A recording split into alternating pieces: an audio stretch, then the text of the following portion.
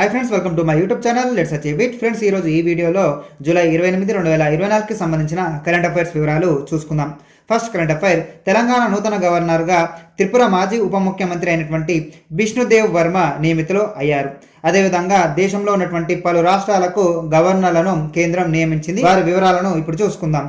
మహారాష్ట్ర గవర్నర్గా సిపి రాధాకృష్ణన్, ఛత్తీస్గఢ్ గవర్నర్గా రామెన్ డేకా, జార్ఖండ్ గవర్నర్గా సంతోష్ కుమార్ గంగ్వార్, మేఘాలయ గవర్నర్గా సిహెచ్ విజయశంకర్, సిక్కిం గవర్నర్గా ఓం ప్రకాష్ మాథుర్, రాజస్థాన్ గవర్నర్గా హరిబావ్ కిషన్ రావ్ బాగ్డే, పుదుచ్చేరి లెఫ్టినెంట్ గవర్నర్గా కె కైలాసనాథన్, పంజాబ్ గవర్నర్గా గులాబ్ చంద్ కటారియా, అసోం గవర్నర్గా లక్ష్మణ్ ప్రసాద్ ఆచార్య, మణిపూర్ గవర్నర్ అదనపు బాధ్యతలను కూడా ఈ లక్ష్మణ్ ప్రసాద్ ఆచార్యకి ఇచ్చారు. అదేవిధంగా చండీగఢ్ అడ్మినిస్ట్రేటర్గా గులాబ్ చంద్ కటారియాకు ఇవ్వడం జరిగింది. నెక్స్ట్ కరెంట్ అఫైర్, 2024 ప్యారిస్ ఒలింపిక్స్లో తొలి స్వర్ణాన్ని గెలుచుకున్నటువంటి దేశంగా చైనా నిలిచింది. 10 మీటర్ల ఎయిర్ రైఫిల్ మిక్స్డ్ టీమ్ ఈవెంట్లో లిహావ్ షెంగ్ యుటింగ్ హువాంగ్ స్వర్ణాన్ని గెలుచుకోవడం ద్వారా ఈ ఘనతను సాధించింది. నెక్స్ట్ కరెంట్ అఫైర్, 2024 ప్యారిస్ ఒలింపిక్స్లో తొలి పతకం దక్కించుకున్న దేశంగా కజకిస్తాన్ నిలిచింది. 10 మీటర్ల ఎయిర్ రైఫిల్ మిక్స్డ్ టీమ్ ఈవెంట్లో ఇస్లాం సత్పయేవ్, అలెగ్జాండ్రా జోడీ కాంస్య పతకం గెలుచుకోవడం ద్వారా ఈ ఘనతను సాధించింది. సో 2024 ప్యారిస్ ఒలింపిక్స్లో తొలి పతకమైనటువంటి కాంస్య పతకాన్ని కజకిస్తాన్కి చెందినటువంటి క్రీడాకారులు గెలుచుకోగా తొలి స్వర్ణాన్ని చైనాకి చెందినటువంటి క్రీడాకారులు గెలుచుకున్నారు.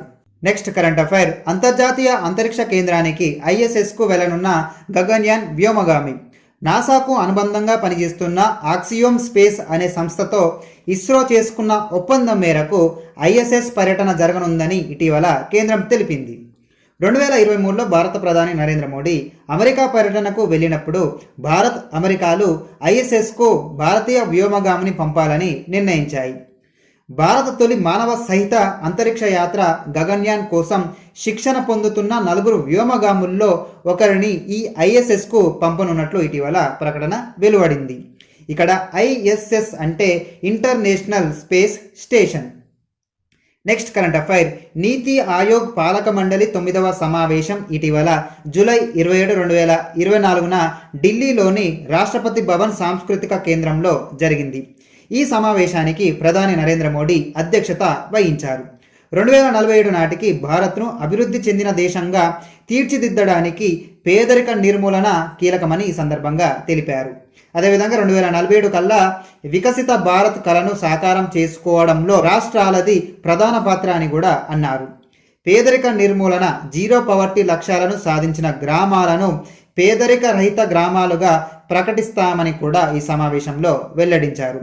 ప్రతి రాష్ట్రం వారి స్థాయిలో నదుల గ్రిడ్ను ఏర్పాటు చేసుకోవాలని కూడా సలహా ఇచ్చారు. అంతర్జాతీయ పెట్టుబడుల్ని ఆకర్షించేందుకు గాను రాష్ట్రాలు పోటీపడాలని, దానికి తగ్గ విధానాలను రూపొందించుకోవాలని కూడా ఈ సందర్భంగా ప్రధాని నరేంద్ర మోడీ అన్నారు. ఈ సమావేశానికి 10 రాష్ట్రాలు హాజరు కాలేదు. అందులో ముఖ్యంగా తెలంగాణ, తమిళనాడు, కర్ణాటక, కేరళ, పంజాబ్ రాష్ట్రాలు ఈ సమావేశానికి దూరంగా ఉన్నాయి. అదేవిధంగా మమతా బెనర్జీ సమావేశం మధ్యలోనే వాకౌట్ చేశారు. బీహార్ ముఖ్యమంత్రి అయినటువంటి నితీష్ కుమార్ ఈ సమావేశానికి హాజరు కాలేదు. వారి స్థానంలో ఇతర వేరే మంత్రులు ఈ సమావేశానికి హాజరు అయ్యారు. సో ఇక్కడ నీతి ఆయోగ్ సిఇఓ ఎవరంటే బివిఆర్ సుబ్రహ్మణ్యం, ఇక్కడ నీతి ఆయోగ్ వైస్ చైర్మన్ సుమన్ బేరీ, నీతి Aayog chairman Narendra Modi. Next current affair, Laos పర్యటనలో అయోధ్యలోని బాలరాముడి స్మారక స్టాంపును ఆవిష్కరించిన భారత విదేశాంగ మంత్రి జైశంకర్. ఇది రామ్లల్లా విగ్రహంతో రూపొందించిన మొట్టమొదటి స్టాంపు. నెక్స్ట్ కరెంట్ అఫైర్, గత 5 ఏళ్లలో ఇప్పటి వరకు 633 మంది భారత విద్యార్థులు విదేశాల్లో మరణించినట్లు ఇటీవల కేంద్రం వెల్లడించింది. అత్యధికంగా కెనడాలో 172 మంది, యూకేలో 58 మంది, ఆస్ట్రేలియాలో 57 మంది, రష్యాలో 37 మంది, పాకిస్తాన్లో 1 విద్యార్థి ప్రాణాలు కోల్పోయారని కేంద్రం తెలిపింది.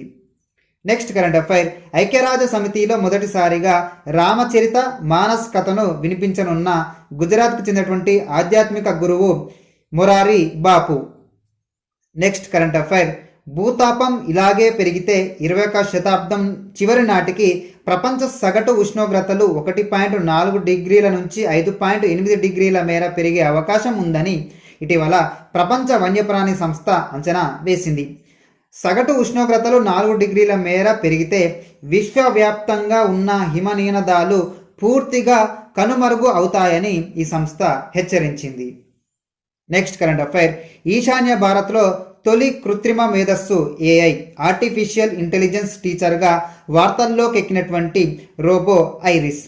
నీతి ఆయోగ్ ప్రారంభించిన Atal tinkering lab ATL project కింద మేకర్ ల్యాబ్స్ ఎడ్యుటెక్ సహకారంతో దీన్ని తయారు చేశారు. ఈ రోబో టీచర్ను అస్సాంలోని గుహవాటిలో వినియోగిస్తూ ఉన్నారు. నెక్స్ట్ కరెంట్ అఫైర్, యునెస్కో ప్రపంచ వారసత్వ కమిటీ 46వ సమావేశం ఢిల్లీలో జరుగుతున్నాయి. దక్షిణాఫ్రికా స్వాతంత్రోద్యమ స్థలాలు, నెల్సన్ మండేలా నివాస ప్రాంతం ఈ యునెస్కో ప్రపంచ వారసత్వ చిహ్నాల జాబితాలో చేరాయి. ప్రిటోరియాలోని యూనియన్ బిల్డింగ్స్, షార్ప్వెల్, మెకే కెజ్వానీ ప్రాంతం ఈ దక్షిణాఫ్రికాకు చెందినటువంటి ఈ ప్రాంతాలు ప్రపంచ వారసత్వ చిహ్నాల జాబితాలో చేరాయని యునెస్కో తెలిపింది. అదేవిధంగా చైనాకు చెందినటువంటి సెంట్రల్ యాక్సిస్, జపాన్లోని సాడో ద్వీప బంగారు గనులు, రష్యాలోని కెనోజెరో సరస్సు ఒడ్డున మధ్య యుగాల నాటి సాంస్కృతిక కట్టడాలు కూడా ఈ యునెస్కో ప్రపంచ వారసత్వ చిహ్నాల జాబితాలో చేరాయి. నెక్స్ట్ కరెంట్ అఫైర్, ఒలింపిక్స్ చరిత్రలో మొట్టమొదటి ఇండియా హౌస్ని ఏర్పాటు చేసినటువంటి భారత ఒలింపిక్స్ సంఘం రిలయన్స్ ఫౌండేషన్ 2024 ప్యారిస్ ఒలింపిక్స్ సందర్భంగా పార్క్ ఆఫ్ నేషన్స్లోని పార్క్ డి లావిలెట్టేలో ఏర్పాటు చేశారు. ఒలింపిక్స్లో భారత చరిత్ర, ఘనతలతో పాటు క్రీడా రంగంలో దేశ విజయాలు చాటేందుకు, అదేవిధంగా దేశ చారిత్రక సాంస్కృతిక వైభవాన్ని చాటేందుకు గాను ఈ ఇండియా హౌస్ని ఏర్పాటు చేశారు. నెక్స్ట్ కరెంట్ అఫైర్, ఎవరెస్ట్ శిఖరాన్ని 15 గంటల్లోపు అధిరోహించి అత్యంత వేగంగా ఎవరెస్ట్ శిఖరాన్ని అధిరోహించిన మహిళగా ఇటీవల ప్రపంచ రికార్డు సృష్టించినటువంటి నేపాల్కు చెందిన ఫుంజో లామా. ఈవిడ 14.31 గంటల్లో ఎవరెస్ట్ శిఖరాన్ని అధిరోహించి ఈ ఘనతను సాధించారు. గతంలో 2021లో హాంకాంగ్కు చెందిన అడా సాంగ్ ఇన్ హంగ్ అనే మహిళ పేరిట ఈ రికార్డు ఉంది. సో ఈ రికార్డును ఇటీవల ఫుంజో లామా చెరిపివేయడం జరిగింది. సో ఫ్రెండ్స్, ఇవి జూలై 28, 2024కి సంబంధించిన కొన్ని ముఖ్యమైనటువంటి కరెంట్ అఫైర్స్ వివరాలు. మీకు ఈ వీడియో నచ్చితే లైక్ చేసి మీ ఫ్రెండ్స్కి వీడియోని షేర్ చేయండి. ఇటువంటి మంచి వీడియోస్ కొరకు నా యూట్యూబ్ ఛానల్ని సబ్స్క్రైబ్ చేసుకొని రెగ్యులర్గా వీడియోస్ని ఫాలో అవుతారని ఆశిస్తూ ఇంతటితో ఈ వీడియోను ముగిస్తున్నాను. మరో మంచి వీడియోతో మళ్ళీ కలుద్దాం.